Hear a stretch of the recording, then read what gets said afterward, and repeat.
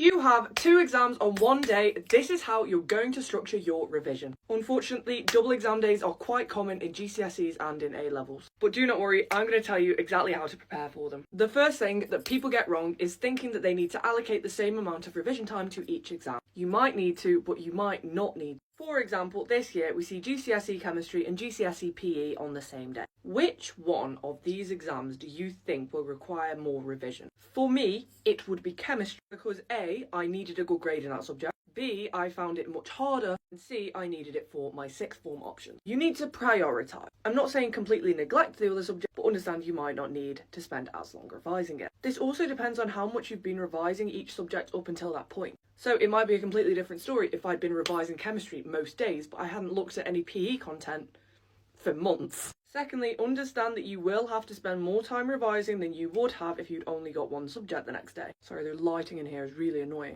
Okay, so how do you organise it? Do you just study one subject and then take a break and then just study another subject? Or should you study a bit of one, a bit of another, a bit of one, and you know what I mean? What is the most optimal? Unfortunately for you, I can't give you that answer. This depends on how your brain works. So if you're just revising chemistry for like 3 hours and then just revising PE for 3 hours, you might get really bored. But then if you do an hour of chemistry, an hour of PE, an hour of chemistry, an hour of PE, this is probably going to be less boring, but at the same time, it requires a lot of mental effort to switch between tasks. So it depends what works for you. Some educational psychologists say that switching it up is better because it's better for your brain, you get less bored and you'll be more engaged.